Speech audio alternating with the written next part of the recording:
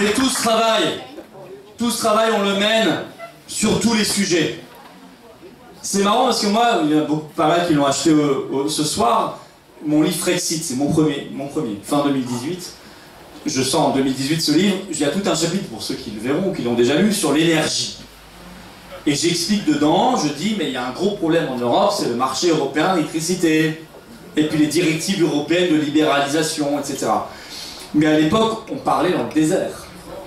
Personne ne connaissait ça. Et puis est arrivé cette année 2022-2023. Aujourd'hui, tout le monde sait qu'il y a un problème avec le marché européen de l'électricité qui est aberrant, qui nous fait payer 5 fois le prix. 5 fois le prix.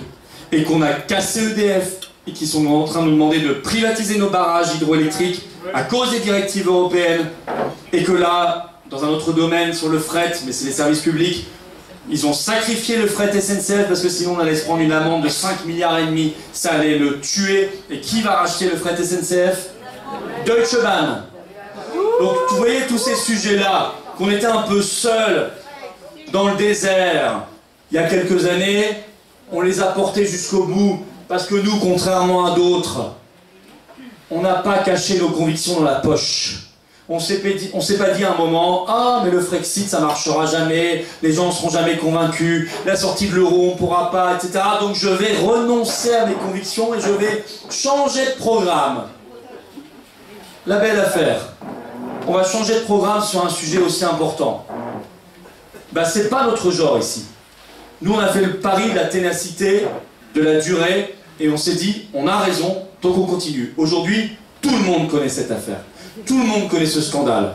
La seule question qui se pose, c'est maintenant, non pas quand est-ce qu'on fera le Frexit, parce qu'on le fera, mais il faut qu'on le fasse le plus vite possible. Il faut qu'on le fasse le plus vite possible pour se libérer. On doit se libérer de cette affaire-là, le drame d'Annecy, dramatique, des bébés poignardés, l'horreur épouvantable. Tout le monde, tous les Français ont appris à cette occasion que la France ne maîtrisait plus rien en matière d'immigration et d'asile.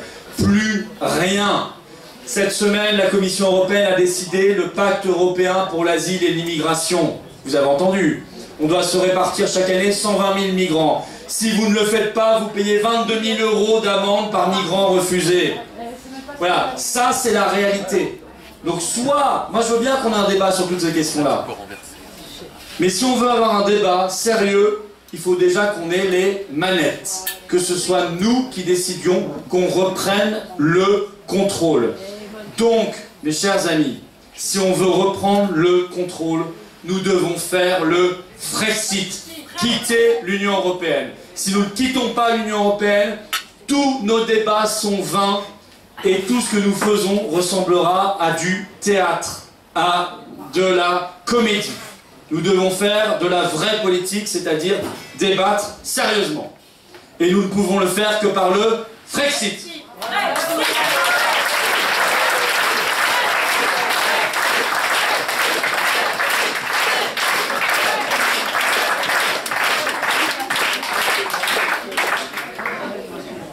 On le fait pour toutes ces raisons-là, pour reprendre le contrôle.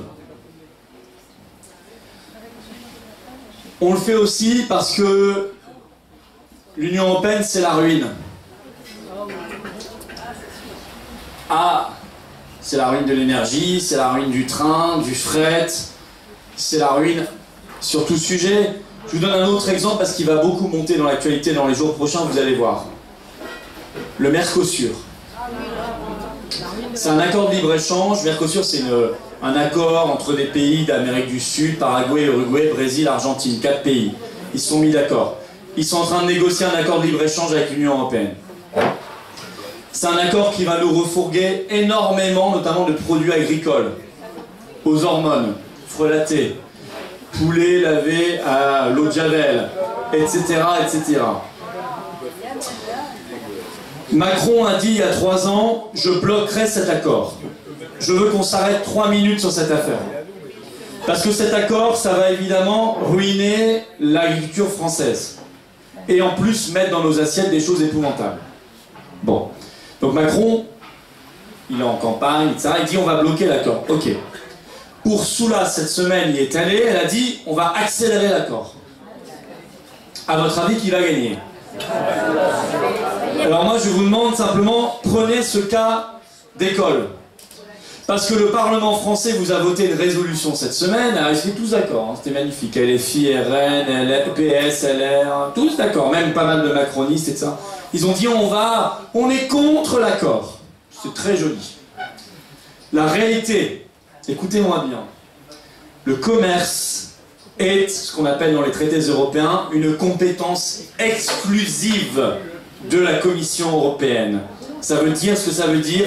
Exclusif, ça veut dire qu'il n'y a personne à côté. 2. Le commerce, Marine Le Pen a dit hier, on mettra notre droit de veto. Non, Marine, va travailler un peu, il n'y a pas de droit de veto. Dans le commerce, c'est la majorité qualifiée. Donc la France seule ne peut pas bloquer l'accord. Vous m'entendez? La France seule ne peut pas bloquer l'accord. Troisièmement, Ursula a dit on le fera, l'Allemagne a dit on le fera. Pourquoi? Parce qu'en échange de produits agricoles, l'Allemagne va vendre des berlines, des voitures. C'est prévu. Donc si nous voulons stopper cet accord,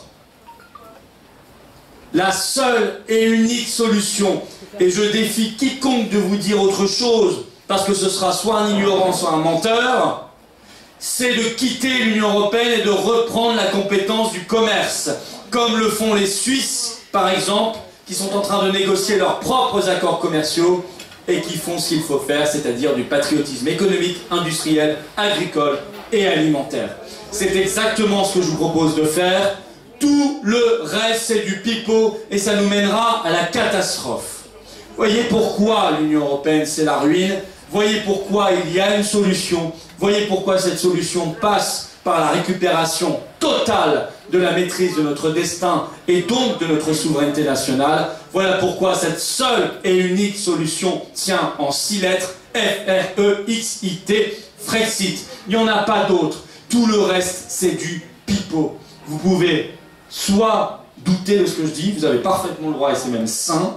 Je vous demande de vous renseigner dans ce cas-là. Ce que je viens de dire est factuel. Il n'y a pas d'autre solution. Si nous ne le faisons pas, nous aurons l'accord Mercosur-Union européenne de manière certaine. Quoi que disent Macron, Marine Le Pen, le Parlement français, etc., nous aurons cet accord. Et bien moi, je ne le souhaite pas. Surtout dans le même temps, la Cour des comptes nous dit qu'il y a trop de vaches en France. Il faut en abattre 200 000. Hein. Alors ça, c'est de l'hypocrisie totale. Parce qu'on va abattre les vaches françaises et pendant ce temps-là, on va en importer du Brésil, d'Argentine, du Uruguay et de Paraguay. Je ne suis pas d'accord avec ce modèle. Moi, je veux qu'on produise en France, qu'on mange français et de la qualité française, et ce sera bien meilleur pour tout le monde, y compris pour l'environnement, pour ceux qui s'y intéressent vraiment. Pas l'escrologie, la vraie écologie, c'est celle que nous défendons aux patriotes. Le patriotisme, c'est en même temps l'écologie et la défense de la nature et de l'environnement, mais la vraie.